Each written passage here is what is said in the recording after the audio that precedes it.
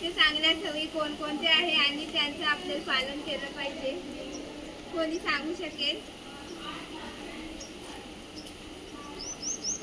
आरोग्याच्या चांगल्या लवकर उठणे, अजून आंघोळ करणे, ब्रश करणे, आपली स्वच्छता आपल्यालाच केली पाहिजे. जर आपण आपली स्वच्छता नाही ठेवली तर आपल्याला आजार होऊ शकतात. अजून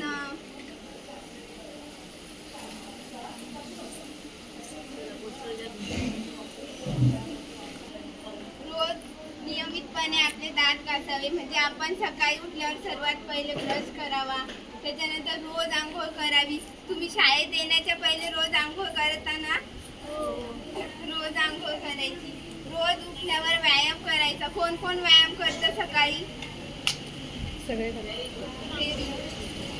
जेवणा अगोदर हात स्वच्छ धुवावे. आता तुमचा प्लेट झाला की तुम्ही जेवणा अगोदर हात धुताना घरी पण स्वच्छ जेवणा अगोदर हात धुवायचे. खेळून आल्यानंतर हात स्वच्छ धुवून मगच काही खायचं. पौष्टिक अन्न खायचं. म्हणजे घरी बनवलेलेच अन्न खायचे. दुग्धयुक्त पदार्थ खायचे. दूध प्यावे, पनीर किंवा दही वगैरे खावे. भरपूर पाणी प्यायचं. जास्त प्रमाणात पाणी प्यावे, ज्याच्यामुळे आपल्याला डिहायड्रेशन होत नाही. पाणी भरपूर पितात का? पाणी भरपूर प्यायचं, नाही तर काय होणार आहे? आपल्याला जलशुष्कता डिहायड्रेशन होणार आहे. कमतरता झाली की चक्कर येऊ शकतं. फळे खावेत. तुम्ही फळे खातात ना? कोणते फळे आवडतात तुम्हाला? सांग ना. मँगो. Very good.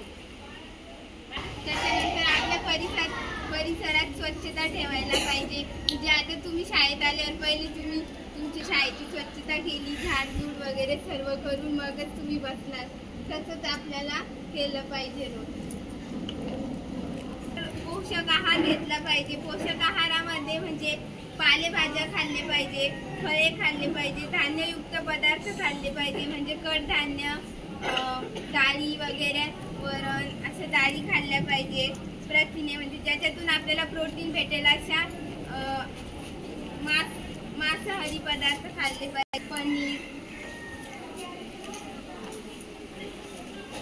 चांगल्या सवयी बरोबरच आपल्याला वाईट सवयीची सवय असते. तर तुम्हाला माहिती आहे आपल्या शरीरासाठी वाईट सवयी कोणकोणत्या असतात?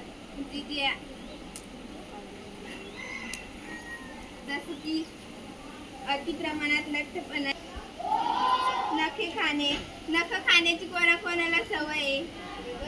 नख दाताने नाही तोडायची. कशाने कापायची नख? नेल कटरने कट करायची.